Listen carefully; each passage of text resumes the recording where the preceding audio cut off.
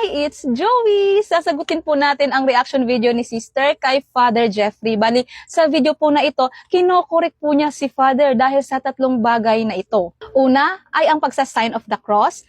Pangalawa ay ang rosary prayer. Pangatlo ay ang tungkol sa sacred statue nating mga Catholic, yung mga ribulto na nasa ating simbahan. Panoorin po natin at isa-isahin po nating sagutin ang opinion niya. Okay, may binanggit na 3 points si Father doon, no, na para sa akin, palagi talagang kinocall out to sa mga Katoliko. Una, yung pagsa-sign of the cross. Pangalawa, yung pagdadasal using the rosary. Pangatlo ay yung pagsamba sa mga ribulto. So, gusto ko lang linawin na ako'y walang galit sa mga Katoliko. Marami akong mga friends and relatives na Katoliko. And also ako galing akong Katoliko. But when I started reading the Bible, I understood that these 3 points are not found in the Bible. Hindi siya biblical. Okay. I'm not trying to boast, but I have already read the Bible twice from cover to cover. That's why nasasabi ko na wala talaga to sa Bible. Isa-isahin natin, okay? Number 1, yung pagsasign of the cross. Yung word na in the name of the Father, the Son, and the Holy Spirit, nasa Bible yon. But it was not said na before kang magdasal at pagkatapos mo magdasal, sabihin mo yung word na in the name of the Father, the Son, and the Holy Spirit at mag-sign of the cross ka together with that. Wala yun sa Bible. Okay, ang tungkol sa pagsasign of the cross, ang issue po niya ay wala daw po tayong mababasa sa Biblia na before and after magdasal ay sasambitin ng in the name of the Father, the Son, and the Holy Spirit. Pero inaamin naman niya na ang in the name of the Father, and of the Son, and the Holy Spirit ay nasa Biblia.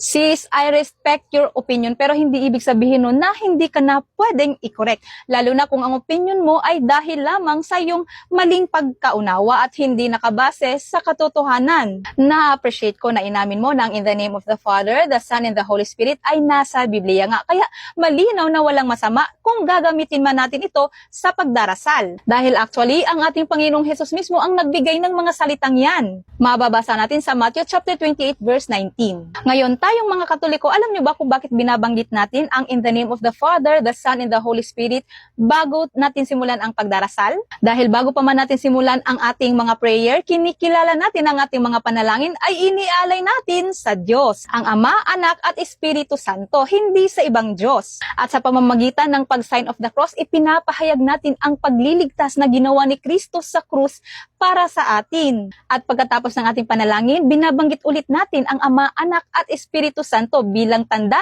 na muli nating niluwalhati at pinupuri ang Diyos, ang Holy Trinity. At ipinagkakatiwala natin sa Kanya ang lahat ng ating mga kahilingan at pasasalamat. At wala din namang sinasabi sa Biblia na bawal natin yang gawin, di ba? Ipagpatuloy natin. Pangalawa, yung rosary, yung pagdadasal ng rosary, it actually contradicts what Jesus has said in the book of Matthew. Ito basahin natin para mas malinaw in Tagalog, no? Ang sabi dito, at sa panalangin ninyo ay huwag ninyong gamitin ang walang kabuluhang paulit-ulit na pananalita na gaya ng ginagawa ng mga hentil, sapagkat iniisip nila na dahil sa kanilang maraming pananalita ay didinggin sila. So, ano ba yung ginagawa natin kapag nagro-rosary tayo? Paulit-ulit yung Aba Ginoong Maria, right? Paulit-ulit yung Ama Namin. So, it really contradicts what is written in Matthew chapter 6 verse 7. If you have the Bible, open it and understand and analyze it. Bakit sa Catholic meron ito at sa iba wala? Okay. So, sinasabi po niya at nag-advise po siya na kailangang i-analyze natin at i-understand ng mabuti ang mensahe ng Biblia at agree po ako tungkol dyan, sister. Pero ang sinasabi mong nagkaka-contradict ang rosary at ang Biblia ay nagkakamali po kayo. Tulad na din ng sinasabi mo, kailangan nating intindihin at i-analyze ng mabuti ang Biblia, kaya ipapaintindi ko po sa iyo.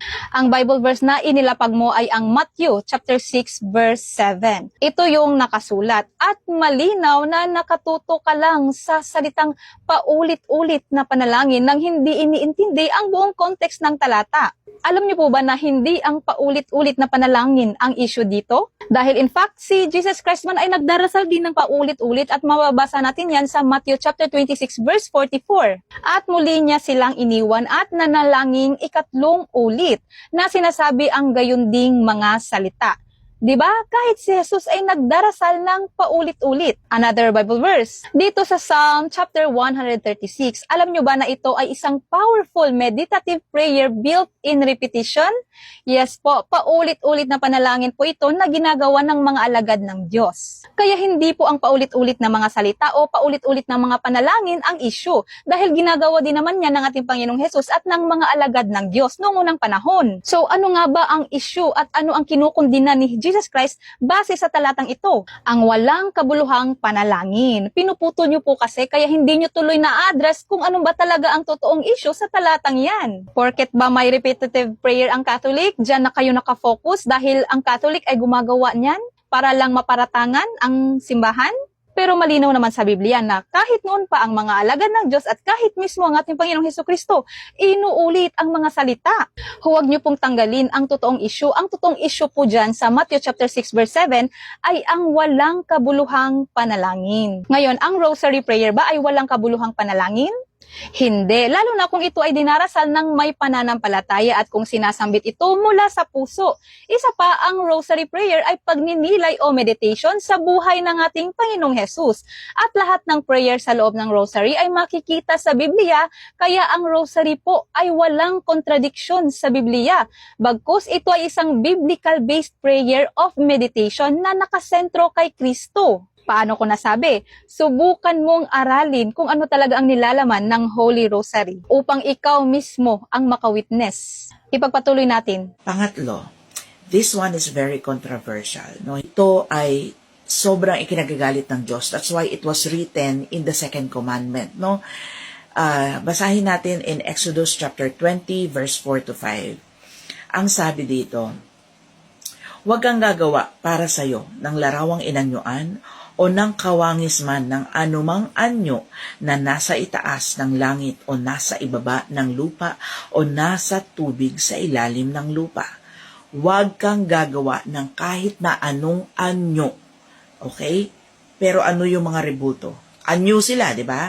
Ginawan mo siya ng anyo ng Heavenly Creator, si Jesus, at saka yung mga angels, nilagay mo doon sa altar ninyo.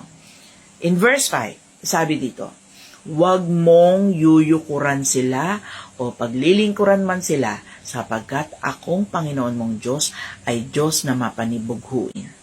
Na aking dinadalaw ang kasamaan ng mga magulang sa mga anak na hanggang ikatlo at ikaapat na saling lahi ng mga napupuot sa akin.